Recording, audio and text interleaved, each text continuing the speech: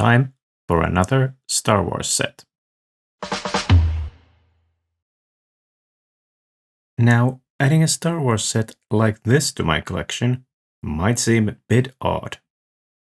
But as usual, I do have a plan, and having this set as such is not part of it. This is more of a parts pack for something else. But then again, you get more value for your money if you first build your purchase according to instructions. So, let's do just that. Once again, it is the human helpers that will have to build this set for me. This set contained only 2 bags of parts. The first bag contained 2 minifigures, Obi-Wan Kenobi and the Tusken Raider. Then it was time to move on to building Obi-Wan Kenobi's hut. There are some white connector pieces placed on one edge, so it seems that this set could perhaps combine with some other set. Even though this is a very small set, there is still a nice selection of different parts, like windows, arches, slopes, and so on. This building also has some hinges, so it can be opened up to reveal the inside of it. I do recall seeing some images of Lego castles in the 80s and 90s having the same feature, though of course those sets were quite a lot bigger than this one. With the first bag already built, it is time to open the second bag, and from this bag we get Luke Skywalker and R2-D2. And the rest of the parts are used to build those 2 smaller hinging sections that complete this hut.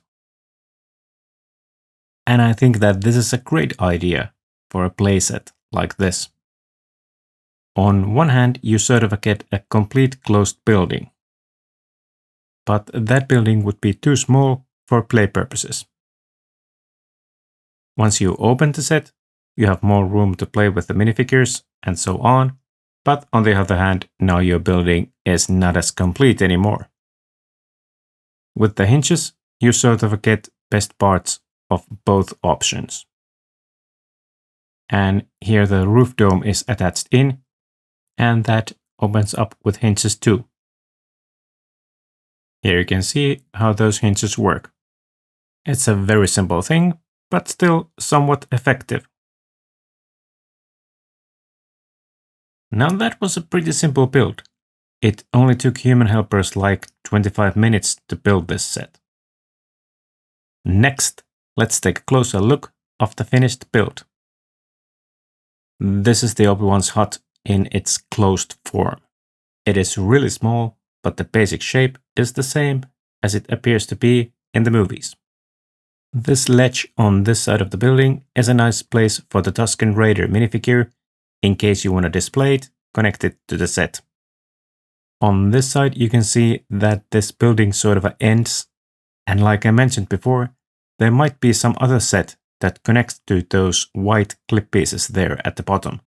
If you know any sets that this is supposed to connect, please mention them in the comments. I would be interested to know. But back to the building.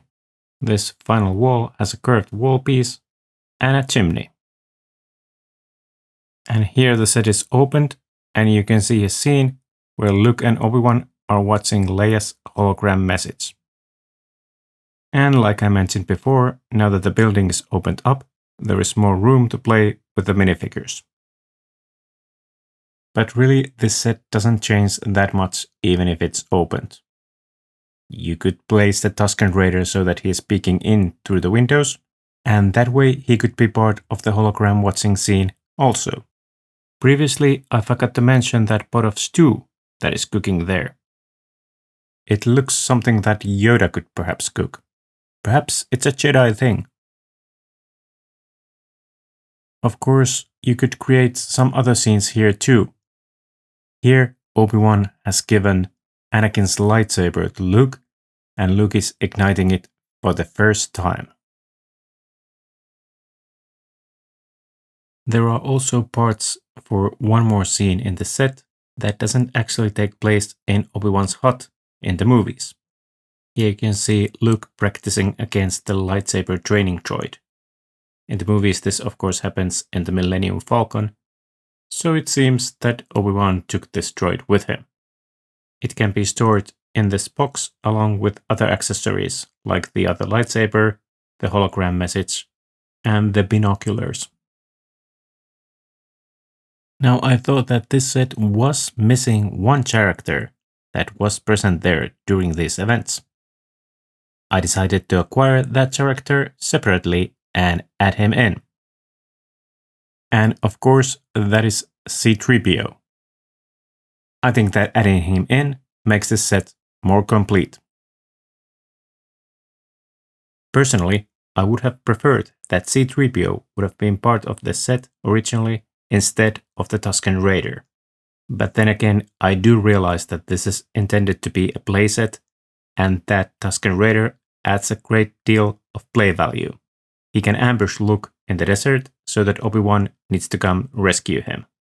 Or perhaps the Tusken Raider can even try to raid Obi-Wan's hut, and Luke and Obi-Wan need to fight him off. None of that would be possible if the set contained only the good guys. But I didn't purchase this set for its play value, but rather for something else. If you watched my previous Star Wars related video about the Mos Espa podrace diorama, you might have an idea what I'm planning. But more of that in the next video. If you don't want to miss it out, you should consider hitting that subscribe button down there.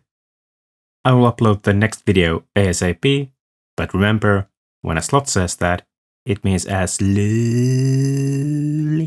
as possible. Bye bye.